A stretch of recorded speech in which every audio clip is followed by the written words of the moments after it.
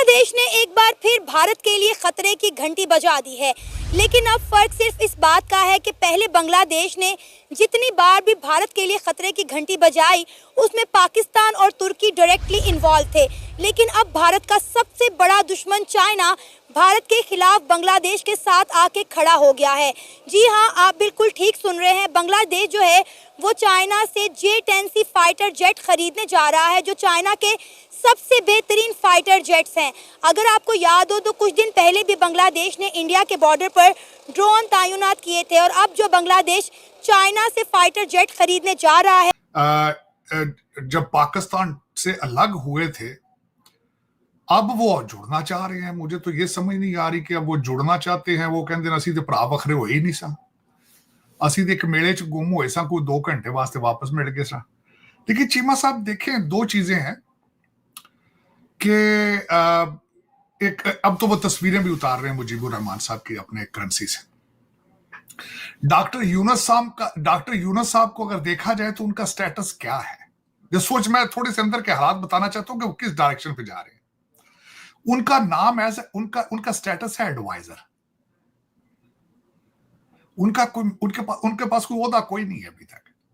और दूसरा, उन्होंने डॉक्टर यूनुस साहब ने अगले दिन तकरीर फरमाई है, बड़ी कंट्रोवर्सल सी। उन्होंने कहा है कि हम रिफॉर्म करेंगे, हमारा काम है रिफॉर्म करना। हो सकता है उसमें 4 साल लग जाए।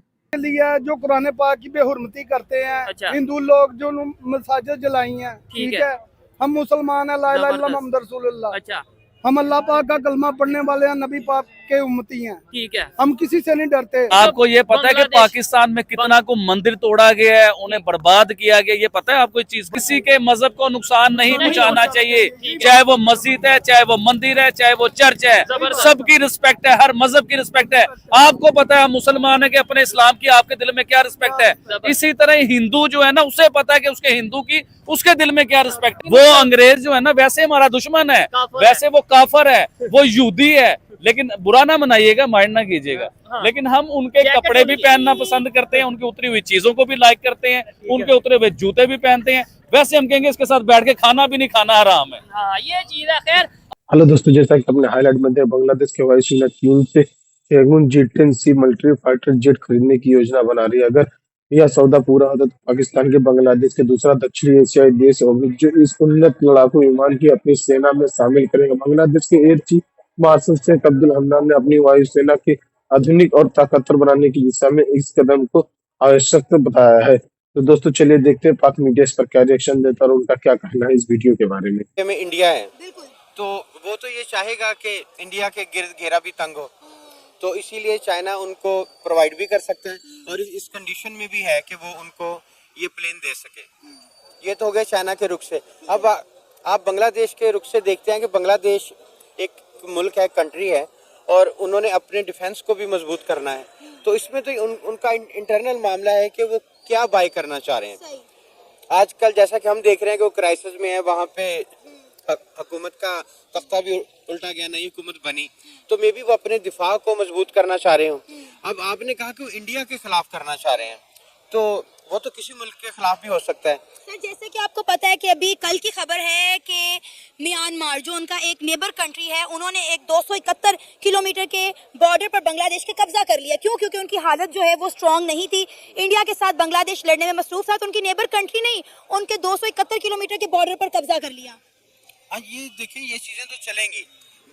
जिस तरह लद्दाख की तरफ से चाइना ने इंडिया के बॉर्डर के ऊपर कब्जा किया, तो उसको इंडिया भी नहीं रुकवा पाया। हाँ, तो इसी तरह अगर बांग्लादेश के बॉर्डर के ऊपर म्यांमार ने किया है, तो वो शायद बांग्लादेश भी ना रोक पाए।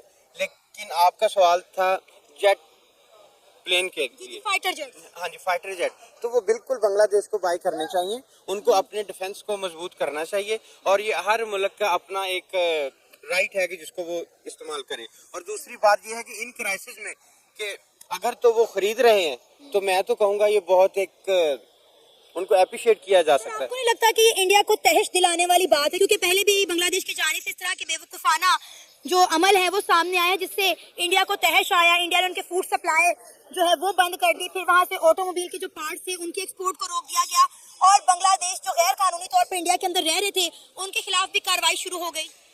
जी, ये बिल्कुल करनी चाहिए ना। मतलब ये चीजें इंडिया को करना चाहिए। उसकी वजह ये है कि ये दो अलग अलग कंट्रीज हैं, बांग्लादेश अलग है, इंडिया अलग है। हाँ, अगर ये हो कि बांग्लादेश इंडिया का एक सूबा है, एक डिवीजन है, तो फिर तो समझ आती है कि इंडिया करे।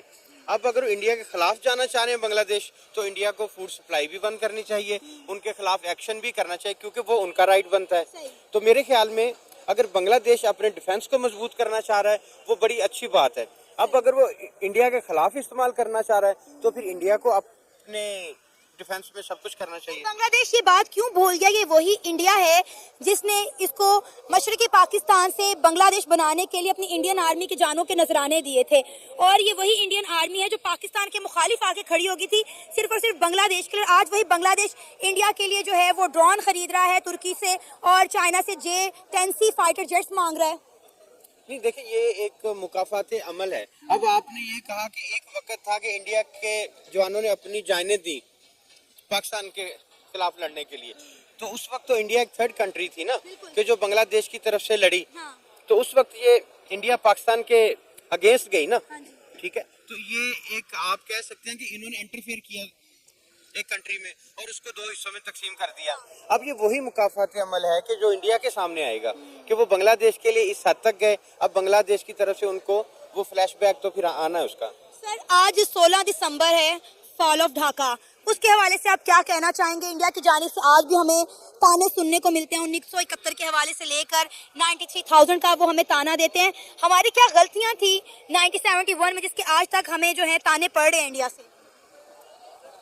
देखिए, वो ये था हमारा उस वक्त जो सबसे बड़ा फेलियर था वो एस्टेब्लिशमेंट का ही था ना, ठीक है, कि वो एस्टेब्लिशमेंट उस वक्त ये सारी गेम कर रही थी कि हम इंडिया को दोनों तरफ से घेर लें, अच्छा, पाकिस्तान की तरफ से भी बांग्लादेश की तरफ से भी। तो वो इनसे हैंडल नहीं हुआ, और शायद आज भी जो आज की सिचुएशन है शायद 71 में भी वैसी ही थी। तो उस वक्त भी एस्टेब्लिशमेंट का फेलियर था, और इस वक्त भी मैं एस्टेब्लिशमेंट का फेलियर देख रहा हूँ। मतलब जो हमें ताने सुनने को मिल रहे हैं उसमें इंडिया की या किसी और मुल्क की तो मैं गलती नहीं देखूंगा, वो हमारी अपनी एस्टेब्लिशमेंट की थी। अगर उस वक्त भी लोगों को उनके हकूक और राइट्स दिए जाते तो शायद ये डिवीजन ना होती, ये टाइम ना आता। तो सर, आपको नहीं लगता कि बांग्लादेश समेत पाकिस्तान को भी अब ये चीज़ें एक तरफ रख कर इंडिया के साथ हाथ मिलाना चाहिए? क्योंकि इंडिया इस वक्त दुनिया की उभरती हुई मौसी ताकत है, पूरी दुनिया का झुकाव इंडिया की तरफ है, क्योंकि इंडिया जो है वो एक हब बन चुका हुआ है तमाम ममालिक के लिए। तो आपको नहीं लगता कि बांग्लादेश भी बेवकूफ़ी कर रहे हैं इंडिया को आंखें दिखाकर, और हमें भी इंडिया के साथ ताल्लुकात बेहतर करने चाहिए? जी बिल्कुल बेहतर करने चाहिए, क्योंकि जो मैंने इससे पहले बात कही वही अब भी वहीं पे कहूँगा कि मैंने अपनी पूरी ज़िंदगी में कुछ मेजर ऐसी मुखालफत नहीं देखी। यानी 47 के बाद जब इंडिया पाकिस्तान बना तो मैंने अपनी पूरी लाइफ में इंडिया पाकिस्तान का कोई मेजर क्लैश या मेजर कुछ ऐसी चीज़ें नहीं देखी। हम जब बड़े हुए तो हर चीज़, इंडियन फिल्में, इंडियन गाने, गली मोहल्लों में हमने उसको देखा। तो लेकिन जो चीज़ हमने देखी वो बिल्कुल एक वाज़ह फ़र्क देखा कि इंडिया ने बड़ी तेज़ी से ग्रो किया और पाकिस्तान की निस्बत। तो मेरा ये कहना है कि हमें अपने खित्ते में, इंडिया हो, पाकिस्तान हो, बांग्लादेश हो, एक दूसरे के साथ मिल बैठ के चलना चाहिए, क्योंकि अवाम जो है ना वो दुश्मनी नहीं चाहती, ना दुश्मन है ना दुश्मनी चाहती है। ये सिर्फ एस्टेब्लिशमेंट के चंद ऐसे नासूर हैं कि जो इन मुल्कों को आपस में लड़वाते हैं अपने मुफादात के लिए, अपने पैसे के लिए, अपने असासों के लिए। तो ये चंद नासूर ऐसे हैं कि जो ऐसा करते हैं। अलबत्ता इंडिया हो, पाकिस्तान हो, बांग्लादेश हो, इन सब की अवाम एक जैसी है, और मेरी राय में सबको मिल बैठ के रहना चाहिए। अब वो 4 साल उन्होंने रहना है आस पड़ोस में, उन्हें कोई पता नहीं है कि भारत क्या चीज है, हमने भारत के साथ किस तरह डील करना है, हमें बनाने के लिए भारत ने क्या किया था, हमारे कितने महाजरीन भारत के अंदर बैठे हैं, ये डॉक्टर यूनुस साहब को कोई अंदाजा नहीं इस चीज का, कोई अंदाजा नहीं। सार्क कंट्री का उन्होंने बिल्कुल आपकी बात ठीक है, ब्लैकमेल करने के लिए उन्होंने ताश का पत्ता फेंका, इसके अलावा इसकी सूरत इसके बारे में कुछ। और फिर साथ ही उसमें वो कहते हैं कि ये पॉसिबल नहीं है, भारत और पाकिस्तान के रिलेशनशिप की वजह से सार्क आगे ग्रो ही नहीं कर पाएगा। डॉक्टर यूनुस साहब बड़े पढ़े लिखे बंदे हैं, मेरे ख्याल में तो पूछना चाहिए कि सार्क कंट्रीज के हालात क्या है, जरा देखें तो सही, जरा गिन के वो जो 7 कंट्री हैं उनके इकोनॉमिक हालात देखें, पॉलिटिकल स्टेबिलिटी देखें, और फिर उसके बाद बताएंगे ये 7 कंट्री दुनिया को क्या दे सकते हैं, क्या ले सकते हैं। ये बहुत बड़ा क्वेश्चन है। उनमें से ज्यादातर कंट्रीज के अंदर जो चीजें कॉमन है, यहां तो लूली लगड़ी डेमोक्रेसी है, करप्शन उन पे सारे 7 कंट्रीज में टॉप पर है और कुछ कंट्रीज के अंदर दहशत गर्दी है। इन सर्कमस्टांसेस में पहले अपना, अब कहते हैं अपना बैक होम करें, अपने गिरेबान में झांकें और फिर कोई ना कोई ऑर्गेनाइजेशन बनाने की कोशिश करें। उन्होंने डॉक्टर यूनुस साहब को चाहिए सबसे पहले तो अगर रिफॉर्म करनी है तो रिफॉर्म जल्दी से जल्दी करके इलेक्शन की तरफ जाए। और जो सबसे बड़ा वहां पे जो उनका कॉटन का बिजनेस था वो तो भारत जा रहा है। इन्फ्लेशन अगले दिन उसकी रिपोर्ट आई है 11.8% बढ़ी है। तो इन सर्कमस्टांसेस में, जिन सर्कमस्टांसेस में बैठे हैं चंद लौंडे लपाड़े, जिस तरह के हमारे पाकिस्तान में है फारग फिरते हुए, इस तरह के वहां थे सड़कों पे आके उन्होंने बंदे मार मार आके, तो वो कोई उन्हें खुद समझ नहीं आ रही कि हमने क्या करना है। और अभी भी लड़ रहे हैं एक दूसरे के साथ। ये नहीं कोई चुप करके घर चले गए हैं, उन्होंने कहा नहीं जी काम खत्म हो गया, नहीं।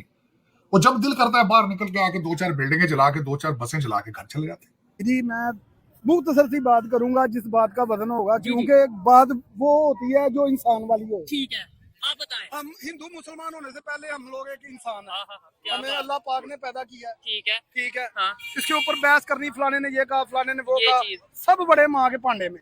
अच्छा, सीधी सी बात है मुख्तसर अच्छे सी। तरीके, अच्छा ठीक है। जो भी है हाँ। हम अपना कमाते हैं, अपना खाते हैं, हमें राहत नहीं देता, नुसरत नहीं देता, हमें ठीक कोई है। नहीं देता। हमें हमें इंडिया का कोई नहीं देता, मोदी नहीं देता, हमारा सदर नहीं देता। हम अपनी मेहनत करते हैं, अपने बच्चों को पालते हैं। दूसरे नंबर पे लेकिन जो आगे जा रहा है, जो बेहतर जा रहा है, उसे जो सीखना बेहतर- चाहिए, उसी की तारीफ करनी बिल्कुल चाहिए। उसकी करनी चाहिए। लेकिन ये जो आप फिल्मों की बात कर रहे थे अभी, अच्छा, ये हम माशरे टेक्नोलॉजी में की भी बात कर रहे थे। टेक्नोलॉजी की भी बात कर रहे थे। क़यामत आनी है, अच्छा। उसकी कुछ क्या? अल्लाह पाक ने निशानियां बताई हुई हैं। कुरान पाक में अल्लाह पाक ने यह भी फरमाया है कि किसी के खुदा को झूठा मत कहो, क्या बात? वरना कोई आपके सच्चे खुदा को झूठा बिल्कुल कहे। ऐसे ही है। ठीक ये बात देखे ना, ये बातें बातें उन्होंने समझ बड़ी में आने जेन्युइन वाली की है। हैं। हिंदू बातें मुस्लिम ये इनकी बातें समझ भी आ रही है और हकीकत बात की है। ठीक है। अब नुसरत खान साहब की तरफ आ जाते हैं और राहत खान साहब की तरफ आ जाते ठीक हैं। है। मैंने हिंदुस्तान के इंडियन आइडियल या बहुत से शो ऐसे देखे हैं कि उन्होंने- जिसमें नुसरत फतेह अली खान साहब का नाम आया और सारे खड़े हो खड़े हो गए, गए। उन्हें खराज तहसीन पेश किया मैं उन्होंने। कहता हूँ, मैंने वो वीडियोस यूट्यूब पे देखी हैं, चाहे आप भी सर्च करके देख लेना, कि बड़े बड़े इंडिया के सेलिब्रिटीज, अमिताभ बच्चन की बात कर ले हम, और बहुत से जितने भी बड़े बड़े सेलिब्रिटीज हैं, वो नुसरत फतेह अली खान के जो इवेंट्स होते थे, जो उनके कंसर्ट्स होते थे, उस पे जाके बैठते थे। इसका भाईजान, मतलब है मेरा वो उन्हें, सिर्फ एक पैगाम है। हाँ, ये पैगाम उन लोगों के लिए है जो कुरान पाक की बेहुरमती करते हैं। अच्छा। हिंदू लोग जो मसाजिद जलाई हैं, ठीक ठीक है। है। हम मुसलमान हैं, ला इलाहा इल्लल्लाह जबरदस्त। मुहम्मद रसूलुल्लाह। अच्छा, हम अल्लाह पाक का कलमा पढ़ने वाले हैं, नबी पाक के उम्मती हैं। ठीक है। हम किसी से नहीं डरते। अगर हमने इंडिया की तरफ मुंह किया तो हमें अपने आप पे इतना यकीन है, हमारे लोग जो हैं खुद में बिकने वाले हैं। अच्छा। ये इसमें नो शक। मैंने कहा No शायद doubt। कहने लगे यकीन है कि ये कर देंगे, आपने नहीं, बोला नहीं, यकीन है कि बिकने वाले हैं। और ये बिकने वाले हैं। आप इधर वाल्टर वाले को देख लो, अच्छा, हर वो बंदे भी की तरफ। पैसे लेके बिकता है, ठीक है। झूठ नहीं आपने है। ये बोला, अगर हमारी आवाम में एकता हो जाए ना, तो इंडिया एक क्या, इंडिया जैसे 10 मुल्क भी हो तो हमारा पाकिस्तान फतेह कर सकता है। नहीं नहीं, हम लेकिन क्यों उसके- फतह करना क्यों है, यही तो बात यार है। ये होना है। अच्छा। आलमी जंग लगनी है, एक दिन आना है। ये निशानियां दी गई अच्छा, हैं। आपने अभी एक बात की है कि हिंदुस्तान में मस्जिदें चलाई या तोड़ी। तो ये आपको जो ये पता है कि बांग्लादेश- पाकिस्तान में कितना को मंदिर तोड़ा गया है, उन्हें बर्बाद किया गया, ये पता है आपको इस चीज का? भाईजान सब कुछ हुआ है। तो लेकिन फिर एक देखिए, मिनट आप मेरी ये भी बात ओपन सुनो। नहीं, आप ये भी कैमरे में मैं- ओपनली कहें कि जिसने मंदिर तोड़ा वो भी वो भी गलत है, ठीक। क्योंकि मैंने आपको जैसे पहले बात की है कि किसी के खुदा को झूठा मत कहो, क्योंकि आपके सच्चे खुदा को कोई झूठा मत ठीक कहे। है। चले, ये अच्छी बात, मैं भी ओपनली इस चीज में कहता हूँ, जो मुस्लिम का नुकसान करेगा वो भी गलत है, जो किसी के दूसरे घर मस्जिद का नुकसान करेगा वो भी गलत है। अल्लाह को मान रहा है, कोई जिस सूरत में भी मान रहा है, वो ये मान रहा है कि वो ऊपर वाली जात है। ठीक है। भाईजान, खुदा सबका एक ही है, कोई उसे गॉड कहता है, कोई भगवान कहता है, कोई अल्लाह कहता है, खुदा सबका एक ही है। लेकिन मकसद ये किसी के मजहब को नुकसान नहीं पहुंचाना चाहिए, चाहे वो मस्जिद है, चाहे वो मंदिर है, चाहे वो चर्च है, सबकी रिस्पेक्ट है, हर मजहब की रिस्पेक्ट है। आपको पता है मुसलमान है कि अपने इस्लाम की आपके दिल में क्या रिस्पेक्ट है, इसी तरह हिंदू जो है ना, उसे पता है कि उसके हिंदू की उसके दिल में क्या रिस्पेक्ट है। भाई बांग्लादेश में जो कुछ हो सबकी रहा है। इज्जत हो रही है। बांग्लादेश में क्या हुआ है? ठीक है, उसके बांग्लादेश ऊपर में बात हिंदुओं के मंदिरों के साथ क्या हुआ है? हिंदुओं के साथ क्या हुआ? उन्हें मार दिया गया, कोई डॉक्टर हिंदू को मार दिया गया, किसी नर्स को मार दिया गया, कि हिंदू चुन चुन के उन्होंने मारे हैं। जिस तरह हमारे बलोचिस्तान में पंजाबियों को देख देख के आईडी कार्ड चुन चुन के मारा गया ना, इस तरह बांग्लादेश में हो रहा है भाईजान। तो उसके ऊपर क्यों नहीं हिंदुस्तान बात में मारा गया है। उसके ऊपर भी तो बात। हिंदुस्तान में मुसलमानों को भी मारा गया, अच्छा। No doubt. तो इसका अगर आप ये बात करते हैं ना, अच्छा। दंगे फसाद होते हैं हर मुल्क में होते हैं। तो फिर आप ये दोनों, इसका मतलब ये तो नहीं ना कि वो जुल्म करे, ये करे, इसका मतलब है जहां पे गलत हो रहा है उसको गलत कहना चाहिए। उसको गलत कहना चाहिए, ठीक ये है। बात करने का मतलब है। ये आप इसके ऊपर कुछ कहना चाहेंगे कि जो इस टाइम सिचुएशन चल रही है, पाकिस्तान इस टाइम किस पोजीशन पे है? क्या लड़ाई झगड़े या ये चीजें हम अफोर्ड कर सकते हैं, या हमें टेक्नोलॉजी, हमें सीखने की जरूरत है, हमें आगे बढ़ने की जरूरत है? मैं इस भाई की ना बात से ताउन करूंगा जो इन्होंने बात की है ना, ठीक है। खुदा सबका जो सा एक ही है, जबरदस्त। नंबर 1 ये चीज। ठीक है। उसके बाद जो सी इन्होंने बहुत अच्छी चीज की है, अच्छा। किसी के मजहब पे उंगली कोई नहीं उठाए। उंगली या कोई एक्शन नहीं ना होगा। लिया, क्या बात मैं है। यही कहूंगा। इसका मतलब है देखिए, आप खड़े खड़े ही अगर एक बंदा आपसे डिसएग्री दोस्तों, जैसा कि आपने वीडियो में देखा, बांग्लादेश में एयरफोर्स से पहले चरण में जेट-10C 16 विमानों की खरीदी गई। इसके बाद अन्य चरणों में और भी विमान शामिल किए जाएंगे। एयर चीफ मार्शल हन्नान ने कहा कि वायुसेना के पास वर्तमान पुराने F-7 फाइटर जेट्स हैं, जिन्हें बदलने की सख्त जरूरत है। चीन ने इन जेट्स की पेशकश अगस्त में की थी, जिससे वायुसेना के आधुनिकीकरण प्रक्रिया तेज हो। J-10C एक चौथी पीढ़ी मल्टी फाइटर जेट है, जिसे पहली बार 2017 में प्रदर्शित किया गया था। यह विमान हल्का और दुश्मनों को पकड़ में कम करने वाले के साथ इसकी सक्रिय इलेक्ट्रॉनिक स्कैनिंग रडार लगा है, जो टारगेट की सटीक पहचानने में सक्षम रखता है। इस विमान की चीन निर्मित WS-10 इंजन की उपयोग किया गया है, जो इसे अधिक से अधिक शक्तिशाली बनाता है। ये जेट PL-15 मिसाइल से लैस है, जिसकी रेंज 200 से 300 किलोमीटर तक विशेष है। इसे अमेरिका F-16 के समकक्ष मानते हैं, लेकिन इससे डिजाइन इसराइल के रद्द हुए लेवी प्रोजेक्ट के लिए कुछ एलिमेंट शामिल किए गए हैं। इस डील के बाद बांग्लादेश के वायुसेना में क्षेत्र में मजबूत स्थिति में हासिल कर सकती है। पाकिस्तान पहली J-25 जेट फाइटर जेट में खरीद चुका है, जिसके मकसद भारत के राफेल विमानों का सामना करना है। तो दोस्तों, वीडियो कैसा लगा अपनी राय कमेंट बॉक्स में जरूर दें। वीडियो पसंद आए तो लाइक और सब्सक्राइब करना ना भूलें।